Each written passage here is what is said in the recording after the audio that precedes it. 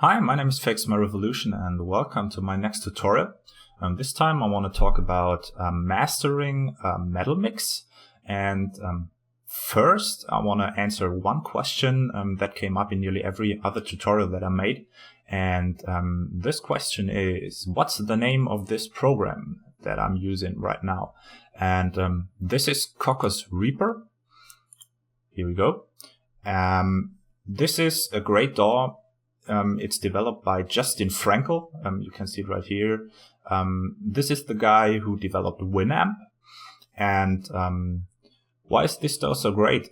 You can talk to the developers in the Reaper forum and they respond to you, and you have really that feeling that the developers communicate with the users and they just develop in things the users want, not things they want. And it's not like, for example, Steinberg with Cubase, where you get an update once a year or so. Changelog, you get updates 2 times, 3 times a month sometimes. And at least every 2 months you'll get a huge upgrade. And this is very awesome. So, in my opinion, Reaper kills Cubase, Reaper kills Sonar. I think the only DAW which is actually better than Reaper is Pro Tools, but Reaper you get for about $60. So that's really cheap for what it does. Alright, so let's move on to the actual topic. The first thing that I want to show you is the difference between an enabled and a disabled mastering chain. You can see the chain right here. These are my plugins that I applied to my mastering channel. And first I want to play a part of my song A Mafia Baby Was Born with the enabled mastering chain, and then I'll play the second time with disabled mastering chain. So here we go. A new dawn rises to the sun. Where can we hide? Where can we hide? A mafia baby was born. A mafia baby was born. Valeria.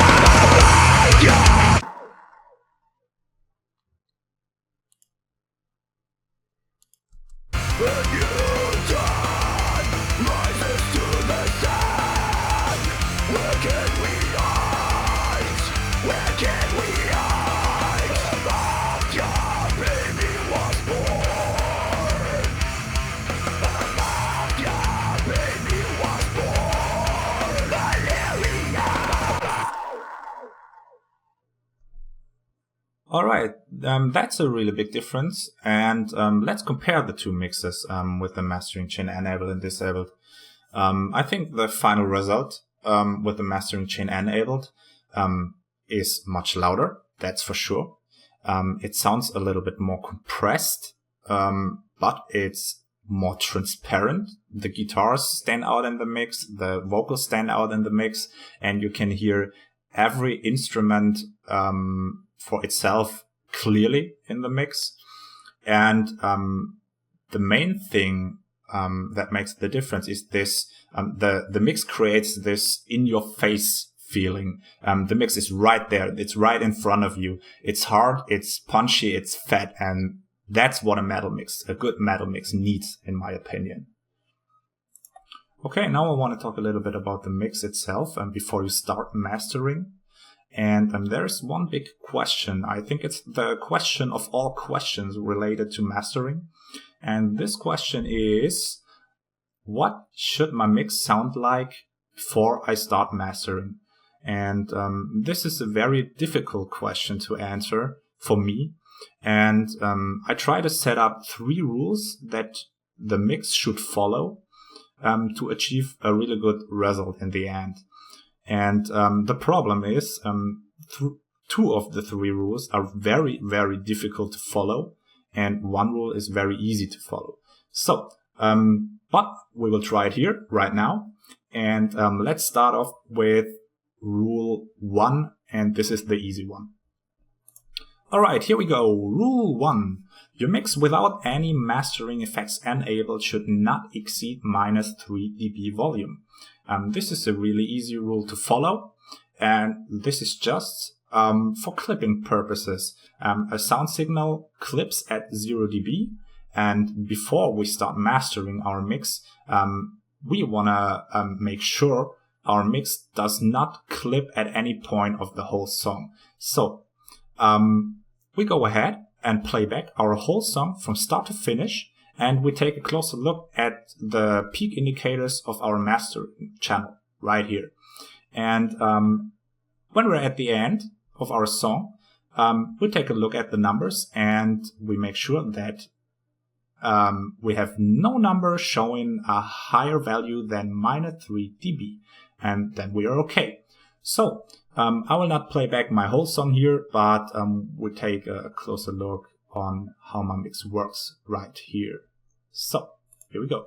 When you turn rises to the sun, where can we hide? Where can we hide? About your baby was born. About your baby was born.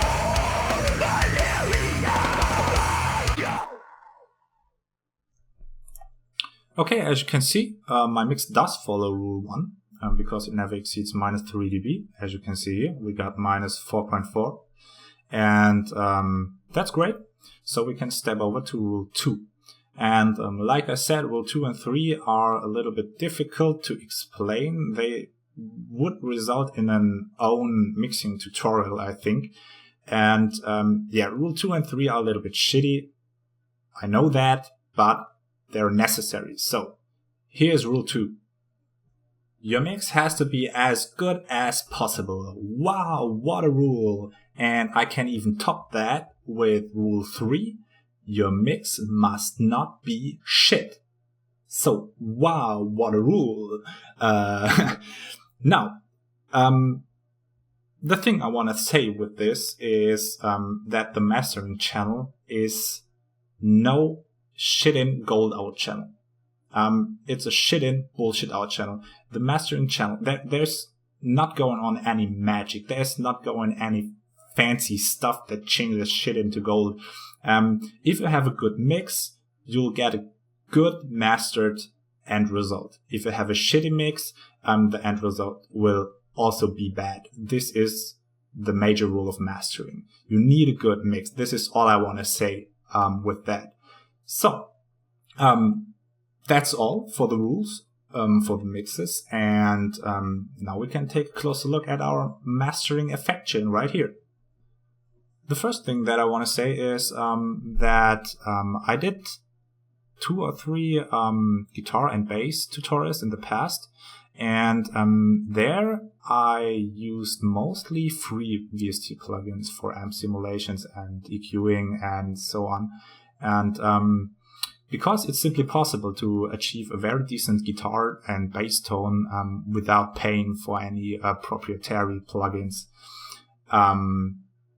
On the mastering chain, it is, in my opinion, not possible to get a decent tone only with freeware plugins. You need quite good proprietary plugins like here the T-Rex S3 Deluxe plugin from IK Multimedia.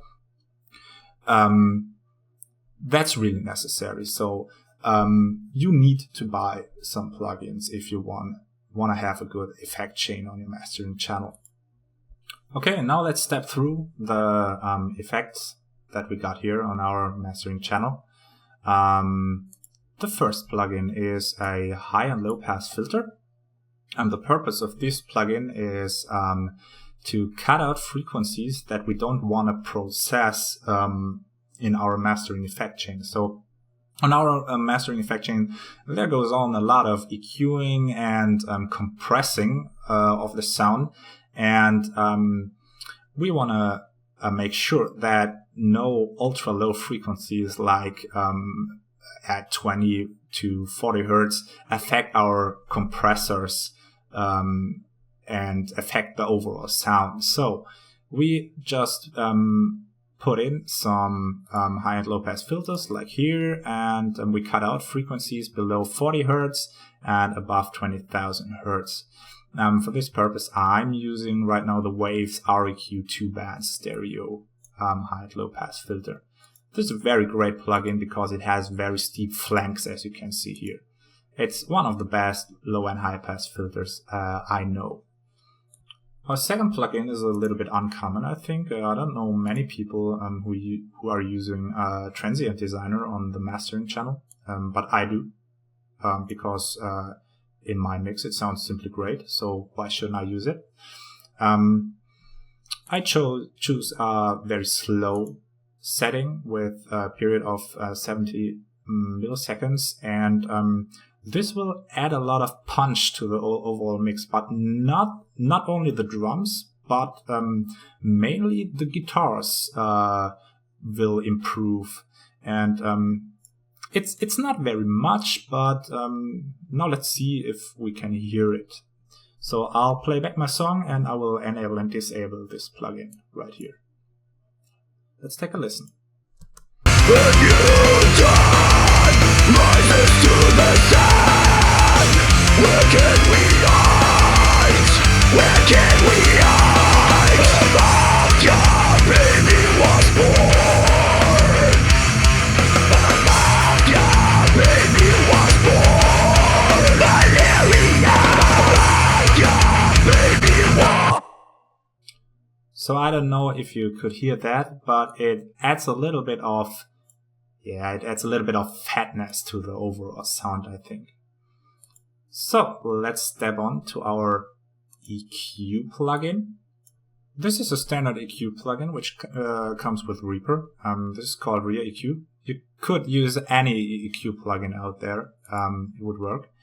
And I use it as a subtractive EQ. This is to cut out frequencies I don't want to have in my mix. I realized in the mastering stage that my mix had a little bit too much volume at 800 Hz, and that my mix was a little bit fizzy. Yeah, and this is just to cut out these two frequencies that I don't want. We can take a listen to that, and I will enable and disable the two bands right here while playing back. So. The new dawn rises to the sun. Where can we hide? Where can we hide? Mafia baby was born. Mafia baby was born. Valeria. Mafia baby was born. Mafia baby was born. I was 8 pounds.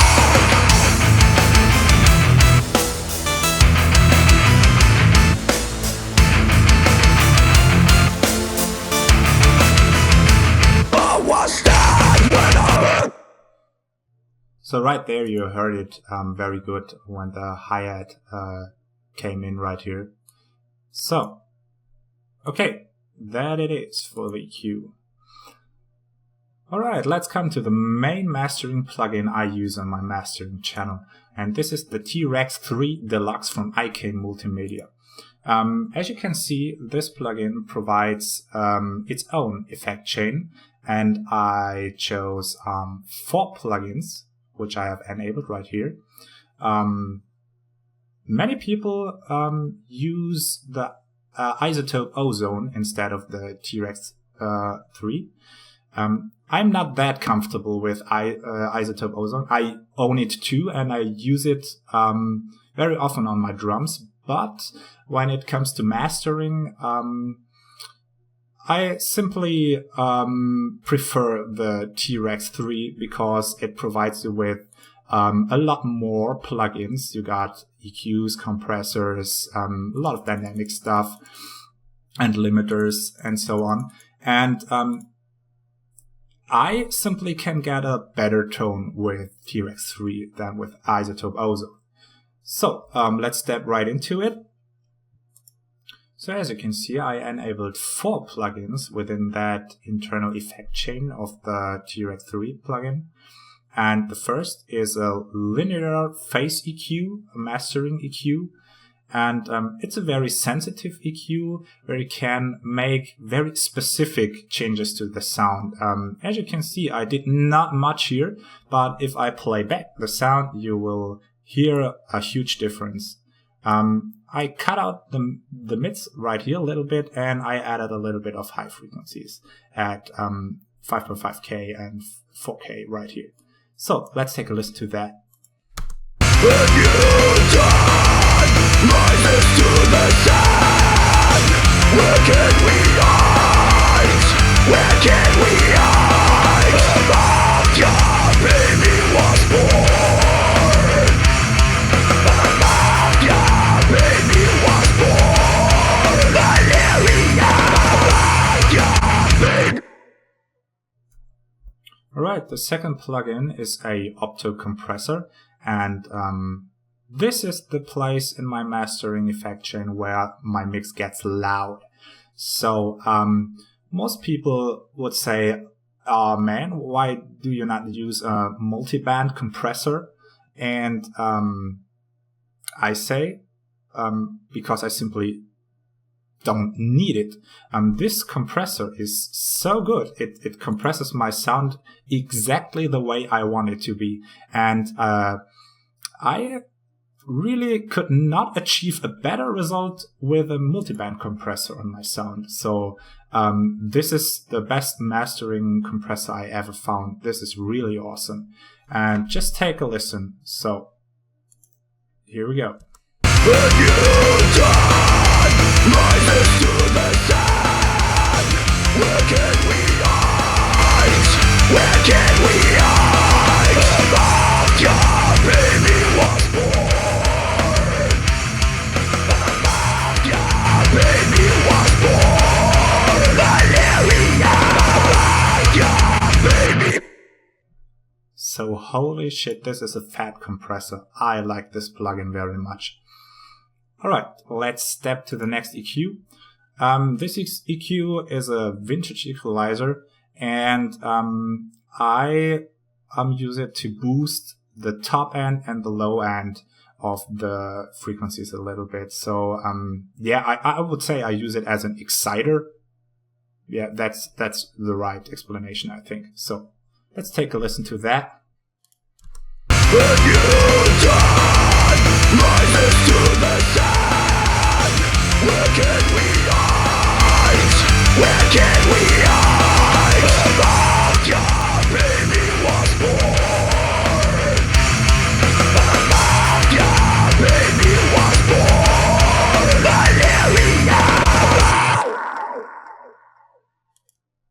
Also sounds very cool in my opinion. Okay, the last plugin in the internal effect chain of the T-Rex 3 is a brick wall limiter. And the purpose of this plugin is simply to limit the output of the mastering effect chain to minus 0.1 dB. Why not 0 dB? This is a very good question. And there's a simple answer. 0 dB is already clipping. And minus 0.1 is not. So if you limit your sound, set the output ceiling to minus 0.1 dBs so that your sound will not clip in any way. And yeah, this is, I don't know if you can hear anything. It gets a little bit louder at the end, I think. Just take a listen. Rises to the sun. Where can we hide? Where can we hide? Mafia baby was born.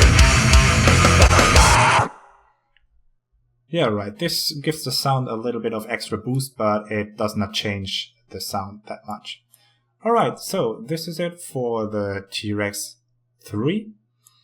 And now let's take a look at the remaining 2 plugins on my mastering effect chain. Our second last plugin is the REQ2 bands again, and we got the same settings right here, like we have at the very beginning of our mastering effect chain right here. So why is that? One could ask, man, why you're doing that? You already cut out the low and high frequencies at the beginning of your mastering effect chain. Why you're doing it again? And the answer to that is we used a lot of EQing and compression within our T-Rex 3 mastering plugin and an EQ right here. And we could have added unintentionally, really unintentionally, the low frequencies below 40 Hertz again with our exciters, for example. And this is why the REQ2 bands is here again to cut out this unintentionally added low frequencies or high frequencies right here. Our last plugin in our mastering effect chain is a free plugin again. It's the G-Clip from GVST bundle. And this is a brick wall limiter again. And now one could ask, man, we already got a brick wall limiter right in our T-Rex 3 plugin, so why we need a brick wall limiter again? And this is a legit question, but if we take a closer look at our attack and release timings right here, we have 0.05 milliseconds attack in our brick wall limiter within T-Rex, and we have a release time of 0.1 milliseconds in that brick wall limiter. And now if you think a little bit about it, this is not 0, and there are still some little peaks that will walk right through this brick wall limiter, and that are the little pieces that clip and that raise higher than 0 dB. And the G-Clip brick wall limiter is really a brick wall limiter. No freaking sound gets above the settings right here. So this clipping option right here is not set in dB, but is set in percent. You can think about 100% is 0 dB. So as I said, 0 dB is already clipping, and so I set it to 99%. So nothing will clip at all. And now I can show you this, that 0 dB is already clipping. I will set this clip option right here to 100% and play back my song. And then you will see here red lights clipping active. And when I decrease the clipping option right here to 99%, there will be no clipping always. So take a listen. The new dawn rises to the sun. Where can we hide? Where can we hide? The mafia baby was born. The mafia baby was born. Valeria, the mafia baby was born. The mafia baby was born. So as you could see, this is really a brick wall limiter. Nothing gets through there. Alright, this concludes my mastering tutorial, and I hope you learned something from it. And I hope you could see now mastering is not that big of a deal when you have a good mix. That's what it's all about. And don't forget to subscribe to my channel, click on like on Facebook, and visit my website. And thanks for watching.